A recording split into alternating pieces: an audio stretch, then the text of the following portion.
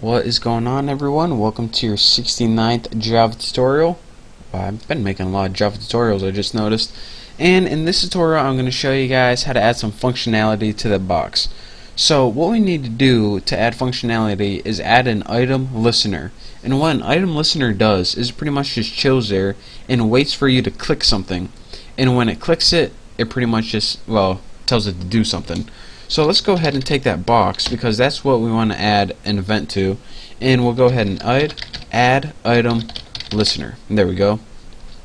Now, as you know, an item listener usually takes an event handler object as its parameter, but I'm going to tell you guys how to do something real cool here. Instead of having a new object like handler and having it pass into the handler class, what you can do is, if you go ahead and there we go, just like that. Instead of having an object and creating a whole nother outside class somewhere else, you can actually put something called an anonymous inner class in here. And what this does is it actually implements the item listener class. So here's how you do that. Go ahead and type new item listener, just like that. And this is your declaration for an anonymous class that implements item listener. So instead of having, like before, handler class implements item listener outside and we have to make a whole new class, what we can do is just go ahead and stick a class into here and pass it in for the parameter as add item listener, and we bypass that entire step of having to create a whole new separate class. So again, since we named an anonymous class that implements item listener, we need to use that method, and that's called item state changed, as you can see right there. So what this class has to have in there is only one method, and that's, let's go ahead and create it right now. Item listener has, let's go ahead and make it public void item state change. I gotta make sure I spell that right. And did I? Oh, yep. Nice. Now what we have to do is, of course, it types in item event, just like that. And as our body for this, we just go ahead and write whatever we want to happen when we select one of the options. And here's how you can do that. Go ahead and make an if statement, and this if statement determines what option you selected. So if the event get state change, this pretty much, if you clicked a button, we want to set it equal to, or excuse me, we want to test if it's equal to item event dot selected. So what this pretty much means, alright, did you select a button? Is it equal to what was, this pretty much means what was selected, just in a nutshell. So what was selected, first of all, whatever you select, we want to take that picture, and remember this is just the picture that appears on our screen. We want to set icon, which pretty much means change the image, to, and the parameter says what icon do you want to change to.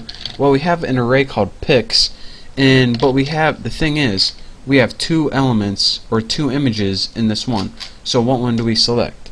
Well, go ahead and type box dot get selected index with empty parameters, just like that. Make sure I typed everything right. Parentheses, bam, bam.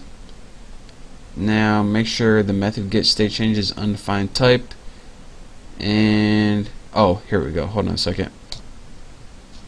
Alright guys, in all of my excitedness I did another stupid error. I actually put get state change instead of change. Quite embarrassing. Make sure you type that right. But now pretty much that's all we needed to do. So what this does is it makes an anonymous inner class, and this is the class itself. And in this class, the only thing we needed to do, since it implemented item listener, we needed to add an item state changed method, since that was the only method in item listener. And then we pretty much just said, alright, what item did you select, or what option did you select in the drop down list, and change the picture to that icon or item. So now we can go ahead and get out of add item listener, and we can pretty much just add all this to the screen. So add that box to the screen, and remember that box is just a drop down box, and now we want to take that picture and add it to the screen. But by default, let's go ahead and set it equal to new J label, and we'll do pics 0. And this pretty much just gives it a default value, so you know, something appears before you choose any options. And lastly, let's just go ahead and add that picture to the screen just like that, and we shouldn't get any errors, shouldn't. And now let's go ahead and just run this, and I'll show you guys what we get.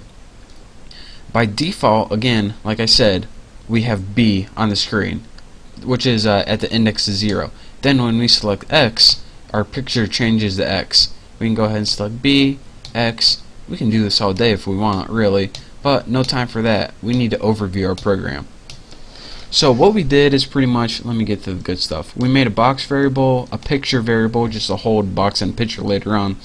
We made an array of file names, and we made an array of images named pics. And then we went and go ahead in our constructor, which is pretty much making the window. We added a title, added a layout. We set that box equal to new J comma box, and it took the file names as the options. So again, if I go ahead and run this, these options right here are the default for file name, so that's why that was able to run. And the only confusing part, which we didn't know, is this: instead of having a new object and a new class, we just went ahead and stuck that handler class inside the add item listener, and that was actually an anonymous inner class.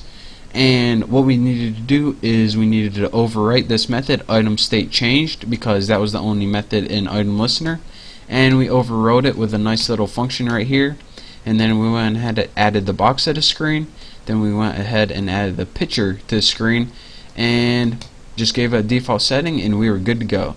So again, here is our awesome little program right here, flawless, no bugs, no anything. So that's all you get for this tutorial. Thank you guys for watching. In the next tutorial, we're going to be going over something else cool you can do with GUIs. And well, that's it. So again, thank you guys for watching. Don't forget to subscribe, and I will see you next tutorial.